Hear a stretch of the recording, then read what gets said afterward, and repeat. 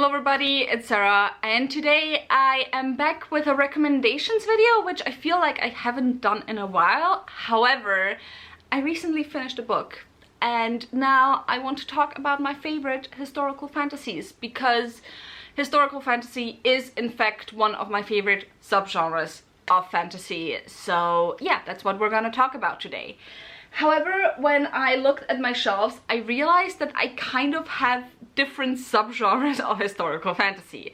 So what I'm gonna talk about in this story is like 3 types of subgenres.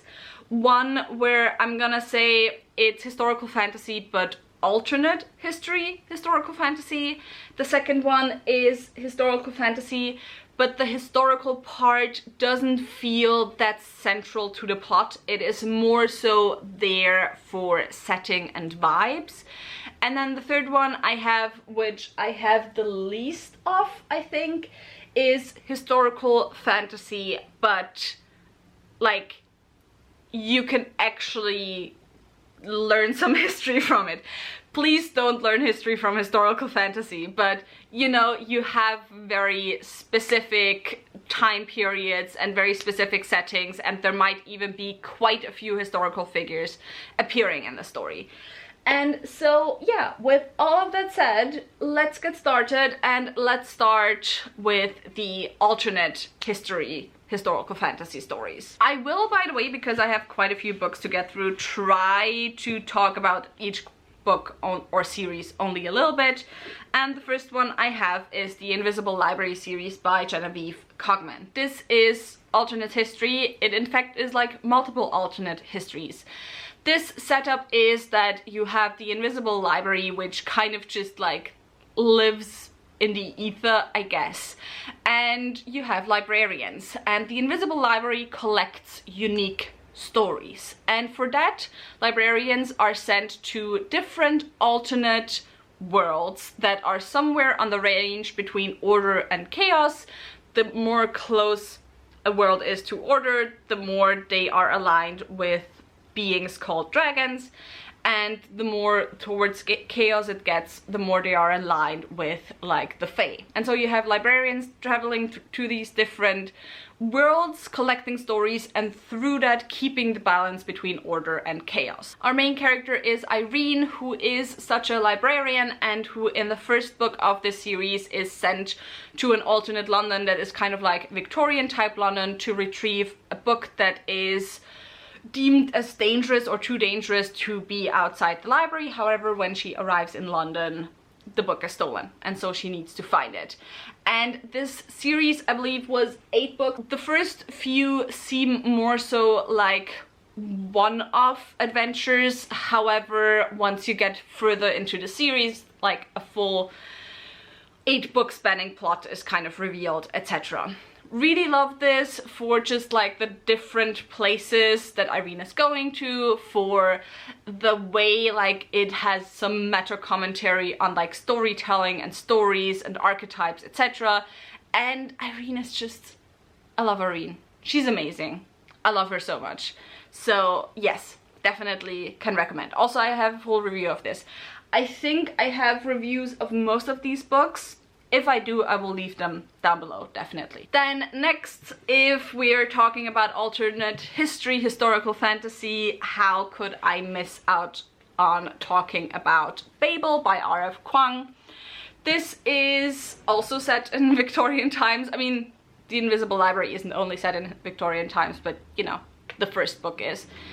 This is set in alternate Victorian times, and we follow a young boy from China who is called Robin. Robin is taken in by a professor from Oxford and kind of raised to join Oxford and a very specific department concerning itself with translation, because this book's magic system is based on translation. Basically, you have silver, and if you inscribe silver with words in one language and then in another with the translation, then through kind of the stuff that gets missed out on through the act of translation, that's what does the magic. Now, Robin studies at Oxford with 3 friends, all of which are kind of left out from the bigger societies of Oxford, whether it be because they're not white or whether it be because they are women. And as time goes on, Robin kind of starts to lose his rose-tinted glasses of the opportunities that he was given in joining academia and looking more and more at the colonial power behind everything. I really enjoyed this book. This book has a lot of like footnotes as well. I really enjoyed the footnotes. I really enjoyed the theory on translation, etc. And yeah, I think I have a full review of it as well, so I will leave that link down below, and I definitely need to give it a reread at some point. So next, let's go through the historical fantasy that's like the biggest group of historical fantasy I have, which is the historical fantasy where the historical stuff is kind of more flavor than anything and vibes, although that's like in different degrees as well. And I'll just go like historically, starting with the probably oldest and ending with the youngest. And first I have Daughter of the Forest, or the Seven Watchers series Chronicles by Juliet Marillier.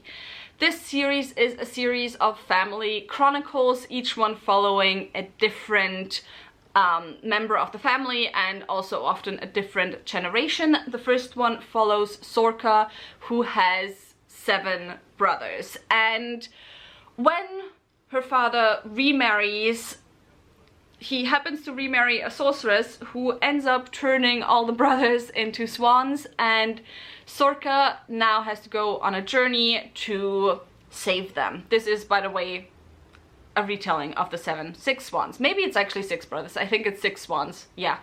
It's a retelling of the 6 swans. And the way Sorcha has to do that is she has to knit shirts made of basically nettles while staying completely silent. She is not allowed to utter a single sound. And so you follow her as she goes partially through incredible trauma, as she's taken from Ireland, this is set in Ireland, taken from Ireland to Britain, etc. This could just as well, to be honest, be just fantasy. It doesn't really add that much that it's set in Ireland, and I think in the later books there's even less to be said that it's set in Ireland at all.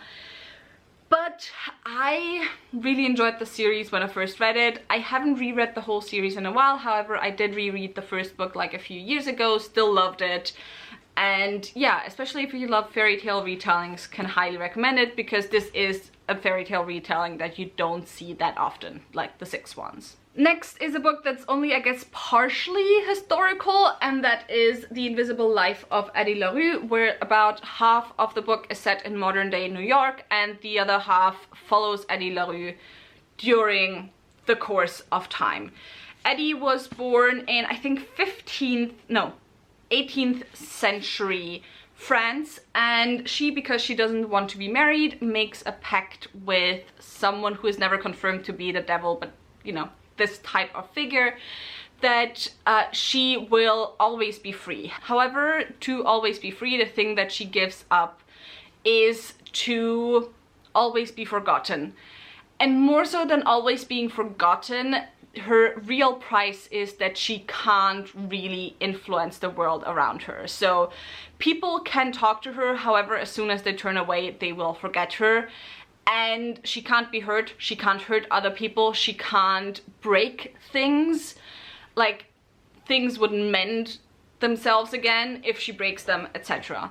And so you follow her and this entity that she made the pact with throughout time, as they kind of just play with each other and as he waits for Addie to lose it, basically, and to give up her soul and say that she will stay with him forever. And then in modern day New York, Addie meets a boy who remembers her for whatever reason. And so you follow their growing relationship as well. I know that there's like a lot of mixed feelings about this book, that a lot of people think it's overrated while other people just absolutely love it. For me, I'm of the opinion that I think if you love very slow moving and often introspective type of books that focus a lot on the writing, then I think you will enjoy this as well. If you don't like those type of books, maybe skip this one. Another book that jumps through time a little bit is Dary of Blood by S.T. Gibson, which is a retelling of The Brides of Dracula. And we follow Constanta, as she, and that's the framing of the story, as she writes a letter to Dracula. And so the book is written in second person perspective, addressed to Dracula. And we follow Constanta as she tells Dracula about meeting him, about being changed by him, about being part of his brides, meeting the other brides, traveling throughout Europe, and so on. This book was absolutely gorgeously written. I am also so happy that I still have the like indie pubbed version, because this cover is just so much better than the new one by Orbit. But yeah, gorgeously written, and it's basically, I fear that it's gonna be the reason why I will always be a little bit disappointed in future S.T. Gibson books, because I need one of their books to like beat this one, basically. So the last few books, I have to be honest, I am not exactly sure which one comes earlier and which is when exactly, so I will just put them in a random order because they're like 1920s onwards in different places in the world. And let's start with A Master of Gin by Pete J. Lee Clarke. This is a murder mystery set in 1920s Cairo, and it follows Fatma, who is like a detective, basically. She's not a detective exactly, but she's the youngest woman working for the Ministry of Alchemy, Enchantments, and Supernatural Entities. And, oh, it's actually not 1920s, it's 1912, so it's a little bit earlier. And there's just like a secret brotherhood being found, like absolutely eviscerated and murdered, and she has to find out what exactly happened. I really enjoyed this, although I thought for a first book and possibly a series, I mean, we haven't really had a sequel announced since then, although I hope there's gonna be a series. I don't think there's gonna be. There's a few novellas though, but like, to be honest, the stakes in this first book possibly were a bit too high for it to be a series, because I don't know how you can like get past the stakes of this one. Anyway, really unique, really enjoyed it, definitely can recommend it. Then let's do the other non-Western European US one, and that is Gods of Jade and Shadow by Silvia Moreno Garcia. This is set in Jazz Age Mexico, and it follows Cassiopeia, who like accidentally on purpose makes a deal with the god of death, who ages ago was imprisoned by his brother in this like box, basically. Cassiopeia accidentally frees him, is now bound to him, and goes with him on a journey to like gain back the throne of the god of death. And I absolutely loved this. I thought it is such a great example of the death and the maiden trope. I really enjoyed the romance in this, although I wouldn't say it's like fantasy romance, because right now I'm not even sure anymore if it like ended with a happy ever after. But yeah, it's one of the two Silvia Moreno Garcia books that I absolutely love, and there were people who said that it's a bit too tropey for them. However, with this type of story, and because I felt like it was done on purpose and very much leading into story tropes as the Death and the Maiden, etc., and like having to do different things on the way to the ultimate goal, etc., I thought it worked really well. And yeah, again, definitely can recommend it. I gave it 5 stars when I first read it. And then the last for this category of historical fantasy, I'm just gonna talk about the 2 books at the same time, and that's the 2 novels. The first is The Chosen and the Beautiful, which is a retelling of the Great Gatsby, so 1920s Los Angeles, New York, America anyway. And it follows the character of Jordan Baker, so we have a different POV than the original Great Gatsby. I don't know what's up with me right now. Anyway, and it's just it's very interesting to follow the story. I mean, I didn't read the original, but it's very interesting to follow this story that is so well known by now in pop culture from almost an outside perspective, and not someone, because Jordan was originally the girlfriend of Nick. However, the three main characters of The Great Gatsby are obviously, I think Nick is the right name. Nick, Gatsby, and then Daisy. I think Daisy might have been her name. So yeah, it's very interesting. Also, Jordan, I don't believe she was in the original, is the daughter of Asian immigrants. At the beginning, not at the beginning, generally.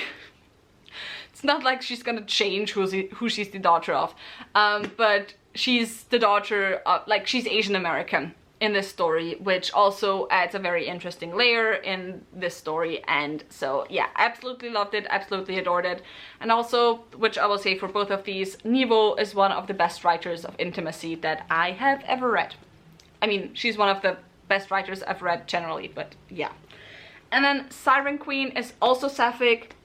Siren Queen also once again follows an Asian American, and it follows, I believe her name, Luli Wei. It follows Luli Wei, and Luli wants to become a star. And so this is set in Hollywood pre-Hays Code, and it follows her as she tries to become a star. And it's like this very interesting story where I would say it's almost like fabulism, magical realism, because the magic is such an integral part of storytelling, where a lot of times you do not even know if this is like literal magic right now, or if it's more so just like a very purple way of talking about what's happening right now. And I absolutely loved and adored it.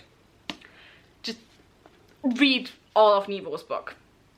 Just like read all of Nevo's books generally. Just read them.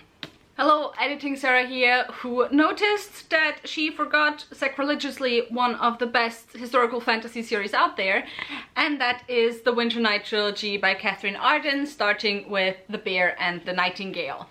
This is set in historical Russia, and we follow Vasia, who lives in a small village. This is also set during a time where Christianity is slowly starting to push away the old faiths. Vasia is one of the only people in her village who can still see the old house spirits, etc., who are telling her that terrible stuff is to come now that there's a new priest who has come to town and is trying to convert everyone to Christianity. And so it is up to Vasia to find a balance between the old faiths and the new. I'm not exactly sure where I'll put this in the video, probably between the historical fantasy that's all vibes and the historical fantasy that's highly historic. But this is also one of the series where one of the main tropes is Death and the Maiden, because the Ice King, Winter King, is someone who helps Vasia during this story, and this person, additionally to being the Winter King, also kind of has the role of death, or is a personification of death.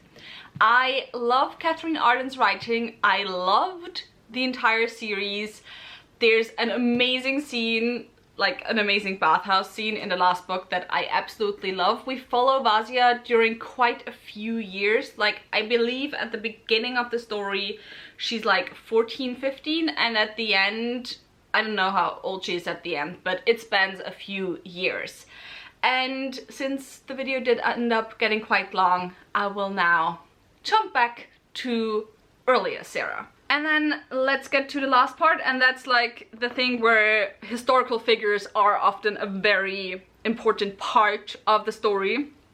The first of the two I want to talk about is the Weaver and the Witch Queen. Incidentally, both of them very, very prominently feature Viking historical characters. The Weaver and the Witch Queen is Genevieve Gornichek's second novel, and it follows two girls who were part, or young women who were part of a trio that promised each other to always be there for each other. There's a siren outside right now. However, when one of them is kidnapped and taken by slavers, the other two have to go on a journey and try and save her. And you get both POVs in the story. I loved both of the main characters. I do also, like, I think I literally have a review for every single book except maybe Daughter of the Forest. I don't know if I did a review after my reread, but I love the two of them. Like, one of the main male characters or secondary characters that you see is Eric Bloodaxe also, so there's a lot of historical Viking characters in there. Something that I found really interesting is how this book kind of talks about perspectives and narratives, because the book could almost just as well be told from like different characters' point of view, from the villains or antagonists' point of view, and be written as just as much their actions have, like, you know, their righteousness, basically. So yeah, that was something that was very interesting about the story. And once again, just like all the others, I can recommend this. And then lastly, obviously, we're gonna have to talk about the series that made me want to make this video, which is the most recent series that I finished, and it's the Gail Song by Shauna Lawless. I can't talk anymore, I swear. This is another series where you follow two different women throughout most of the series, and it's on the one hand the story of the fight over dominance of Ireland between the old Irish traditions and people and kings, as well as the more new Viking kings and traditions. And so it's also set, like, I don't believe I said it, it's technically set, I think, 1.5 to 2 generations after this one, because there's a character in this one who's like the father or grandfather of one of the side characters in this one. But so this one's set in the 10th century, and this one is set at the turn of the century between the 10th and 11th century.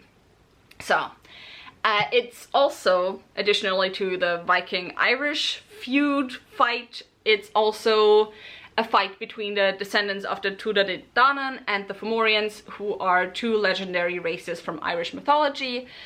And you follow two characters, one from the descendants, one from the Fomorians, Fola and Gormla, and their specific motivations, which makes this story incredibly interesting, because you follow two characters that don't fight for the same thing, but fight for like completely opposing things and want completely different things. So yeah, I only just finished talking about this in my review, so I won't repeat myself right now. I don't know if my review will be up before this video will be or not, but if it is not yet up, I'm sure it will be up in a few days or 1 or 2 weeks at most. And so yeah, that was it for this video. Tell me in the comments down below, do you have any more recommendations for historical fantasy? Having seen my recommendations, do you want to pick anything up? Or based on these recommendations, do you have recommendations for me? If you enjoyed this video, maybe think about giving me a thumbs up and also maybe subscribing. All the links to my social media as well as to my book club will be linked down below, so go and check those out. And I hope I'll see you very soon. Bye!